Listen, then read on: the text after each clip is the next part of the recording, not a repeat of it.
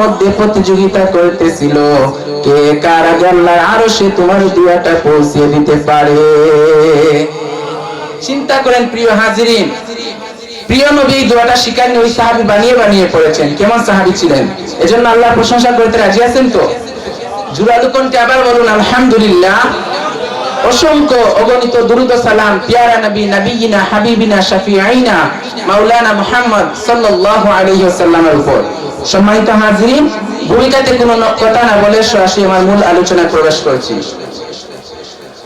আমি আমার খুতবা শুরুতে সূরাতুল হাশরের 20 নম্বর আয়াত তিলাওয়াত করেছি।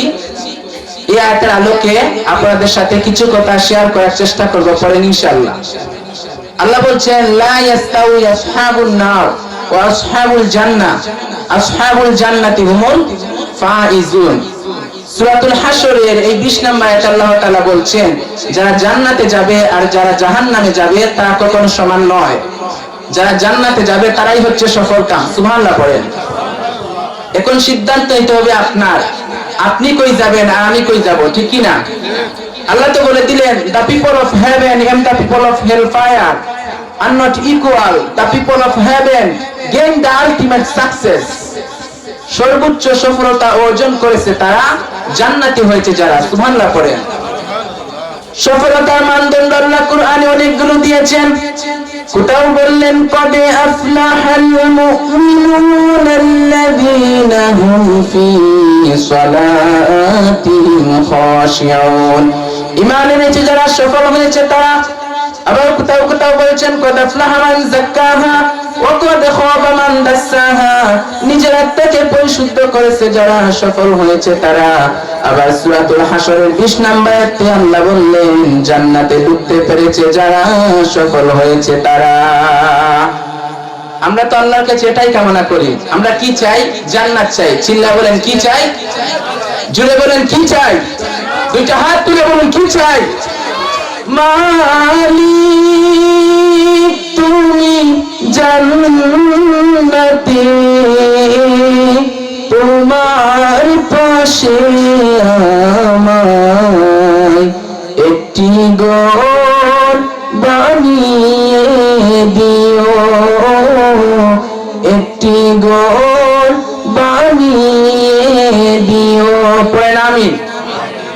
এজন্য আলটিমেট সাকসেস যদি অর্জন করতে চাই আমাদেরকে জান্নাতি হতে হবে, আমাদেরকে বুদ্ধিমান হতে হবে, যুগ বিয়োগ দিয়ে হিসাব কষে আমাদের পা ফেলতে হবে। মুমিনরা বোকা হয় না, মুমিনরা অতর্ক হয় না, মুমিনরা তাওয়াক্কুল করে কার উপর? আর মুমিনদের টার্গেট হলো জান্নাত। সুবহানাল্লাহ পড়ে। আবার আল্লাহ বললেন ফামান যুহজিহা আনিন নারি ওয়া উদখিলাল জান্নাতা ফাকাদ ফাজ ওয়া মাল হায়াতুদ দুনিয়া ইল্লা মাতাউল গুরুর।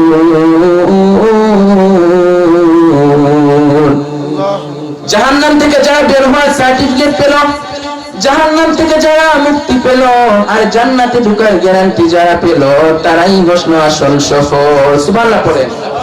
তাহলে সফলতার মানদণ্ড সূরা হাশরের 20 নম্বর আয়াত থেকে বোঝা গেল যারা জান্নাতে ঢুকবে এরাই সফল। ঢুকতে চাই তো আমরা সবাই, জান্নাতে ঢুকতে চাই তো ইনশাআল্লাহ?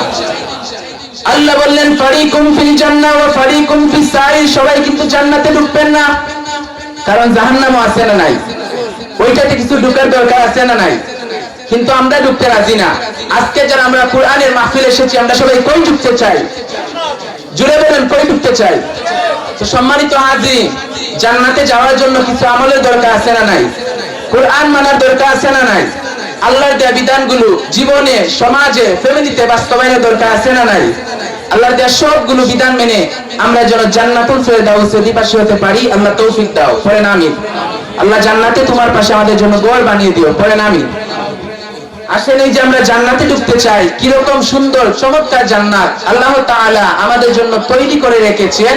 কোন জান্নাতে আমরা ঢুকবো, জান্নাতটা কেমন, দেখতে কেমন, এটার বর্ণনা কেমন, কোরআন থেকে শোনার দরকার আছে না নাই? শুনবেন? আসুন আমরা শুনি আল্লাহ তাআলা জান্নাতে আমাদের জন্য কি কি নাজ নিয়ামত তৈরি করে রেখেছেন। আমরা মহাবিশ্বের মহাগ্রন্থ আল কোরআন আল কারীম থেকে ধারাবাহিকভাবে আজকে শুনবো ইনশাআল্লাহ। পড়েন রব্বুল আলামিন বলেন ফালা তা'লামু নাফসুম মা উখফিয়া লাহুম মিন কুররাতি আ'য়ুন জাযাআম বিমা কানু ইয়া'মালুন।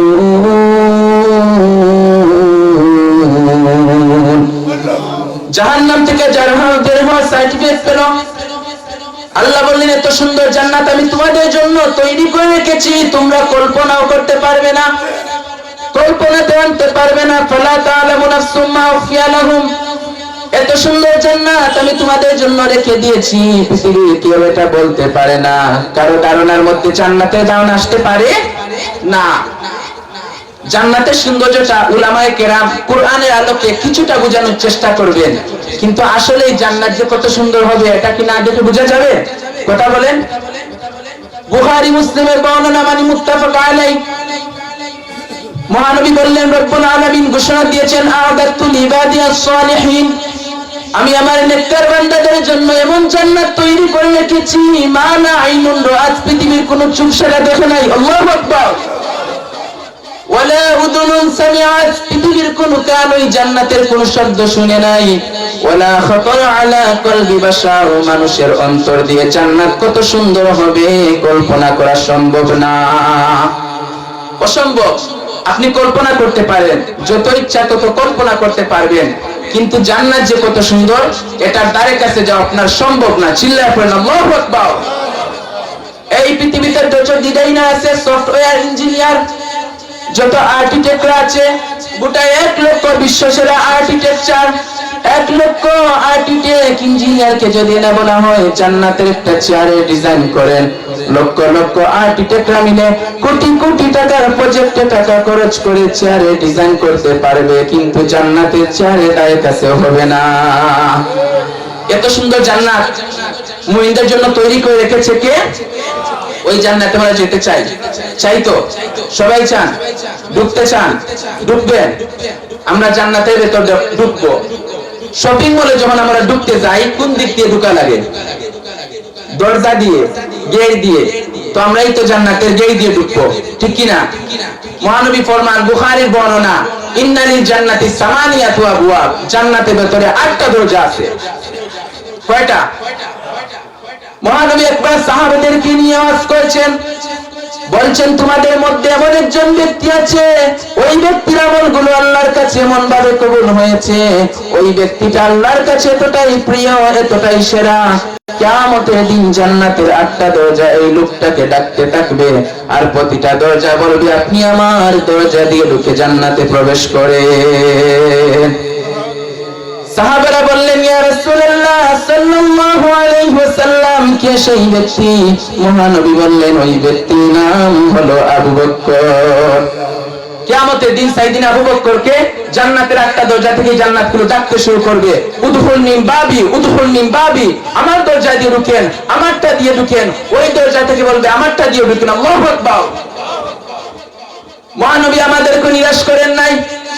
মহানবী বললেন কেউ যদি প্রতিদিন 5 ওয়াক্ত নামাজের আগে যে ওযু করে, ওযুর পরে কেউ যদি পড়ে আশহাদু আল্লা ইলাহা ইল্লাল্লাহ ওয়া আশহাদু আন্না মুহাম্মাদান আবদুল্লাহি ওয়া রাসূলুহু, প্রত্যেক ওযুর পরে যেই ব্যক্তি এই দোয়া পড়বে কিয়ামতের দিন রব্বুল আলামিন ওই ব্যক্তির জন্য জান্নাতের 8টা দরজা খুলে দিবে। সেও সাইয়েদনা আবু বকরের সাথে সাথে ওই জান্নাতে 8টা দরজা যেটা দিয়ে মন চায় ঢুকতে পারবে। কোন সুবহানাল্লাহ। মহানবী বললেন ইন্নালিল জান্নাতি সামানিয়াতু আবওয়াব, জান্নাতের ভেতর দরজা হলো 8টা, মিনহা বাবুন ইসাম্মা আর-রায়্যান, 8টা দরজার মধ্যে স্পেশাল একটা দরজা আছে, দরজাটার নাম হলো রায়্যান। লা ইয়াদখুলুহু ইল্লা সাইমুন, রোজাদার ব্যক্তি ছাড়া কেউ রায়্যান দরজা দিয়ে ঢুকতে পারবে না। যারা রোজা রেখেছেন তাদের জন্য এন্ট্রি দেওয়া হবে দরজা দিয়ে ঢোকার। আবার মহানবী বললেন মান দাখালাহু লাম ইয়াজমা আবাদা, একবার রায়্যান দরজা দিয়ে ঢোকার সুযোগ যে পেয়ে যাবে চিরকালের জন্য তার গলার তৃষ্ণা মিটে যাবে। আচ্ছা বলেন তো, রোজা রাখলে গলায় তৃষ্ণা হয় না? এই যে আপনি আল্লাহর খুশির জন্য এই তৃষ্ণাকে সহ্য করে রোজা রেখেছেন, এর ফলাফল হিসাবে রায়্যান দরজা দিয়ে ঢোকা মাত্র আপনার গলার তৃষ্ণা শেষ। সুবহানাল্লাহ পড়েন। আমরা সবাই জান্নাতুল ফেরদাউসে যেতে চাই। কোথায় যেতে চাই? জান্নাতুল ফেরদাউসে যেতে চাই। জান্নাতের মেহমান হয়ে যখন জান্নাতীরা যাবে, জান্নাতের জন্য ওয়েলকামিং রিসিপশন থাকবে। ফেরেশতারা ডাকে ডেকে রেড কার্ড রিসিপশন, লাল গালিচা সংবর্ধনা দিয়ে একের পর এক ডেকে ডেকে পেছন থেকে হাঁকিয়ে হাঁকিয়ে জান্নাতের ভেতর ঢুকায় দিবে। পড়েন সুবহানাল্লাহ। ওয়াসিকাল লাযীনা ইত্তাকাউ রাব্বাহুম ইলাল জান্নাতি যুমারা حتى إذا جاءوها وفتحت أبوابها وقال لهم خزنتها سلام عليكم طبتم فادخلوها خالدين।